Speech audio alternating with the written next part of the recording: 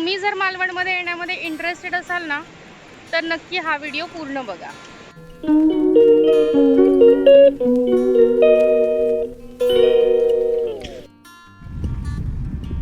आता just enter केला आम्ही तारकर्लीमध्ये। सो पोहोचतोय आम्ही तारकर्ली मालवण इथे।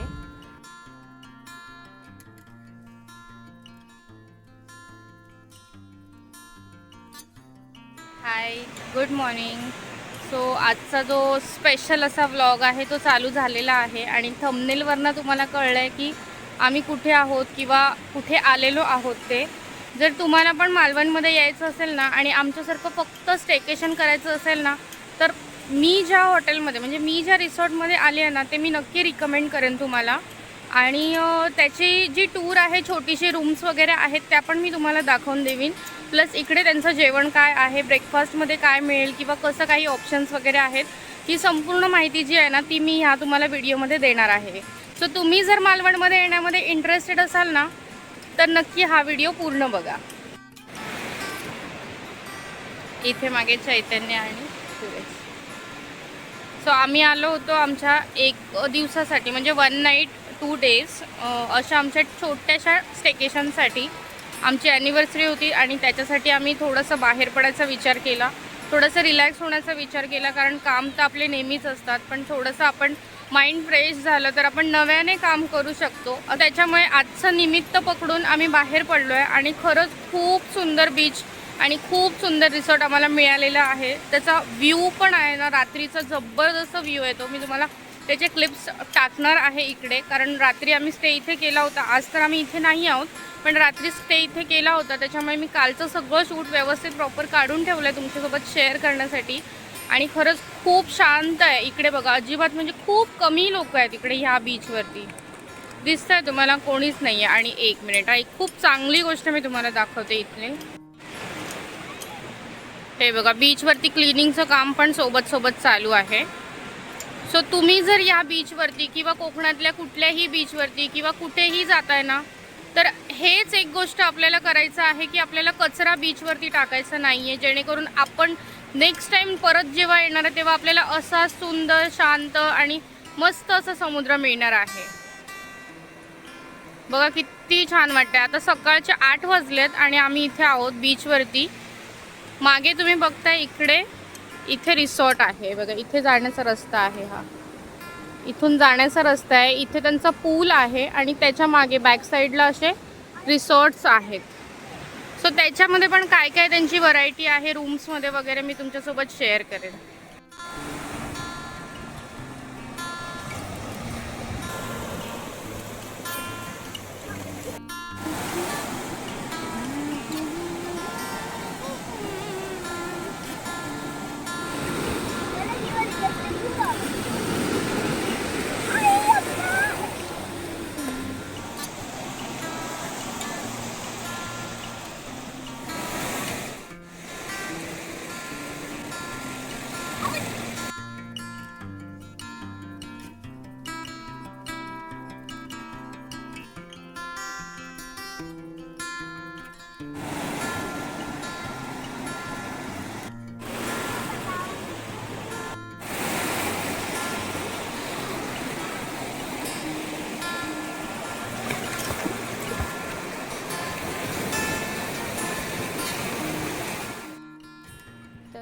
येस, रिसॉर्टचं जे नाव आहे ना तर रिसॉर्टचं नाव आहे wooden nest cottages Tarkarli Malvan. So इथे आम्ही आलेलो होतो आणि आता इकडनं मी तुम्हाला पुढे ह्याची रूमची टूरसुद्धा देणार आहे।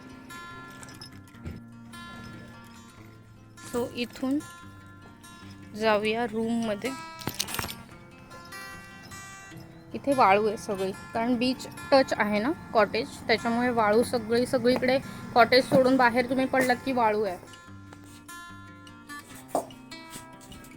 अच्छा, हा आहे स्पेशियस बेड त्यांनी जो रूम मध्ये प्रोव्हाइड केलेला आहे। ऍक्च्युली आम्ही जी घेतलेली आहे रूम ती वुडन कॉटेजमध्ये घेतलेली आहे। ह्यांच्याकडे आणि 2 ते 3 प्रकारचे कॉटेजेस मिळतात। वुडन कॉटेज आहे, वुडन कॉटेज विथ ग्लासमध्ये पण मी तुम्हाला दाखवते। ते पहिले त्यांचं स्टोरेज त्यांनी जे दिले ते कॅबिनेट्स जे स्टोरेजसाठी दिलेत ना ते खरंच खूप मोठे आहेत आणि छान आहेत। इथे कितीही असले तरी व्यवस्थित मावतील। त्यानंतर इथे जे खाली आहे ना ते बॅग्स वगैरे लगेज वगैरे ठेवण्यासाठी एरिया हा जो दिलेला आहे, त्याच्यामुळे रूम मध्ये तुमच्याकडे इकडे तिकडे पसारा होणार नाहीये. सगळ्या गोष्टी आपण इकडे इझिली आतमध्ये ठेवू शकतो. त्यानंतर इकडे हा जो त्यांनी थोडासा एरिया दिला ना, तिथे हे केटल वगैरे चहा कॉफी आपण इन्स्टंट मध्ये जे काय आहे ते बनवून घेऊ शकतो. AC कॉटेज घेतला होता. त्यानंतर बेडच्या दोन्ही बाजूला जे टेबल्स वगैरे किंवा आपले चार्जिंग पॉइंट वगैरे दिलेले आहेत आणि रूम मेंटेन छान केलेले आहे.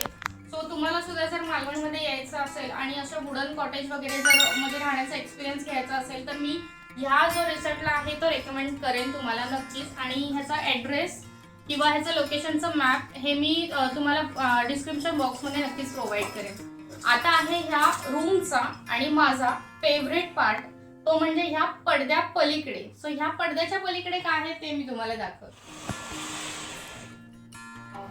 सो हे बघा, इथून पूर्ण म्हणजे लिटरली बेडवरती बसल्या बसल्या आपण सी व्ह्यू एन्जॉय करू शकतो. बाहेर आहे पूल, प्रायव्हेट पूल आहे जो ह्या रिसॉर्टसाठीचा आहे. आणि त्याच्या पुढे जो व्ह्यू आहे तो पूर्णच्या पूर्ण आपला सी व्ह्यू आहे. इकडनं डायरेक्टली आपण समुद्राचा ऍक्सेस सुद्धा घेऊ शकतो आणि त्याचा जो फीलही घेऊ शकतो रूम मध्ये बसल्या बसल्या. ओके, आता मी तुम्हाला डायनिंगचं दाखवते, कारण त्यांनी डायनिंग एरिया जो आहे ना तो बाल्कनीमध्ये जो एरिया आहे त्याच्यामध्ये अरेंज करून दिलाय. सो तो बघूया. वाव, इतकी भारी व्ह्यू आहे आणि खूप शांत असं इथे फील होत आहे. खूप छान शांत वाटतंय. सो डायनिंग एरिया दाखवते मी तुम्हाला.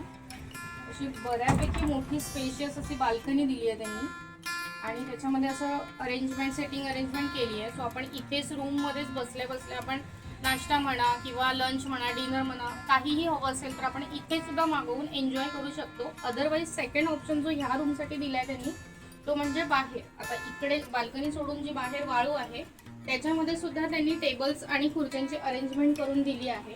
सो बाहेर बसून सुद्धा एन्जॉय करून सुद्धा आपण जे काय आहे आपला नाश्ता किंवा डिनर लंच ते करू शकतो. सो हा एक छान प्लस पॉईंट आहे की आपल्याला सगळ्यांसोबत कॉमन रेस्टॉरंटमध्ये जाण्याची गरज नाही. आपण रूममध्ये बसल्या जागी खाऊ पिऊ शकतो.